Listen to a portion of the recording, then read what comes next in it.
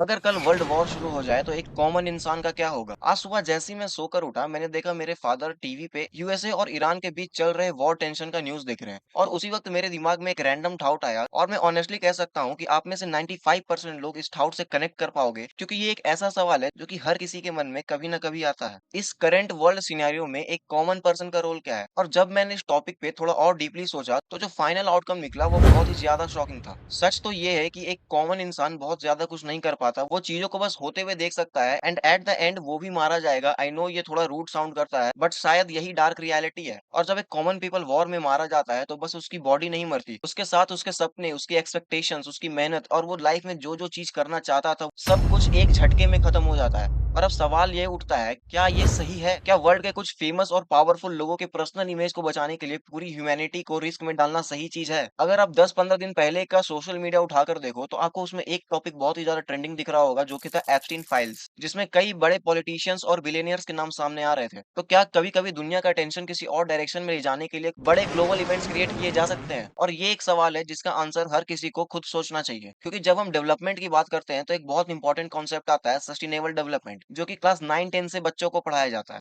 जिसका मतलब होता है कि हम आज के रिसोर्सेज और डिसीजन को ऐसा यूज करें कि फ्यूचर जनरेशन को एक बेटर लाइफ मिले, एक ऐसी दुनिया जहां peaceful environment, clean nature, least conflict, ये सारी चीजें हो। लेकिन अगर आज के डिसीजंस की वजह से फ्यूचर जनरेशन को वॉर, इकोनॉमिकल क्राइसिस, पॉवर्टी और इनस्टेबिलिटी मिले, तो क्या हम सच में सस्टेनेबल डेवलपमेंट को फॉलो कर रहे हैं या फिर हम बस इसे किताबों के पन्ने में ही पढ़ रहे हैं और भूल जा रहे हैं? अगर आप ग्लोबल स्टॉक मार्केट या इंडियन स्टॉक मार्केट देखो तो कई लोगों के पोर्टफोलियो 40 से 50% तक डाउन जा चुके हैं। लोगों की लाइफ टाइम की सेविंग्स खत्म हो रही है। और फिर वही सवाल, ये सब क्यों हो रहा है? कुछ पावरफुल लोगों के ईगो, पॉलिटिक्स या पर्सनल इमेज के लिए? क्योंकि अगर हम ह्यूमन बींग्स हैं और हमारे पास सोचने और समझने की पावर है, तो हमारी रिस्पॉन्सिबिलिटी बनती है कि वॉर को लास्ट ऑप्शन रखा जाए। लेकिन करंट वर्ल्ड सिनेरियोस को देखकर लगता है वॉर अब लास्ट ऑप्शन नहीं, फर्स्ट ऑप्शन बन गया है। और यही बात मुझे सोचने पर मजबूर करती है, क्या हम कॉमन पीपल ने दुनिया के कुछ लोगों को इतनी पावर दे दी है कि अगर उनका मन करे तो वो लाखों लोगों की लाइफ एक सेकंड में खत्म कर सकते हैं? हमने उन्हें चूज किया था वेलफेयर के लिए, लेकिन क्या कोई भी इंसान इतना पावरफुल या स्पेशल हो सकता है कि वो भगवान, अल्लाह या जीसस क्राइस्ट के बराबर हो जाए और हम अपनी पूरी जिंदगी उसके डिसीजन पे छोड़ दें?